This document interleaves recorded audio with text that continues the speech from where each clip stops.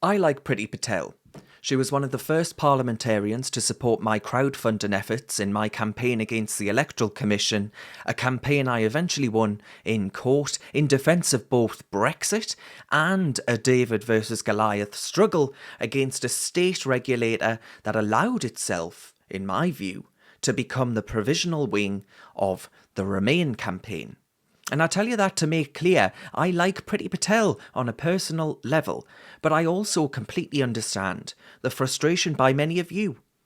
The frustration people feel in seeing our border force act as an at-sea taxi service for illegal migrants, basically ferrying them across, no questions asked, to gain access to 4-star hotels for bed and board here in Blighty. How can it be right that whilst Brits are facing inflation in everything from their energy bills, their food shop and filling up their car, that those who enter our country illegally are offered taxpayer-funded freebies?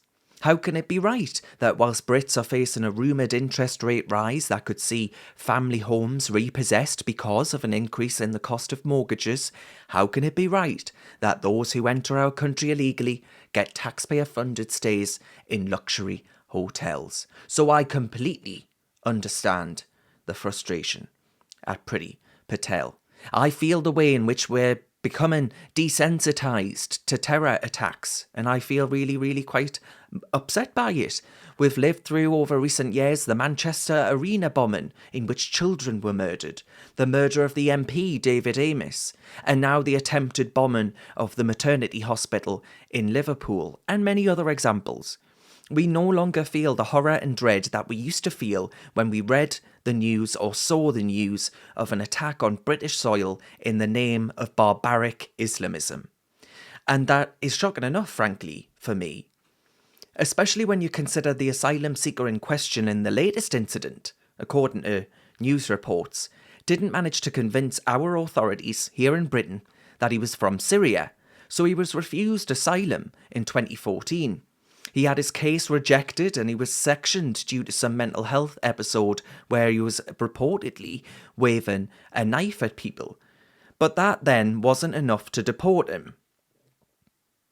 I know, God only knows what you need to do in this country to actually get deported. We are a country with a border that is wide open to illegal entrants.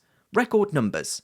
With an asylum scheme that allows those who fake a newfound Christian faith to game the system, and who are powerless to deport those without a right to remain in our country. Even if you cannot game the system, you can still stay here. Nee bother, mate. People don't care. That simply isn't good enough, because we care.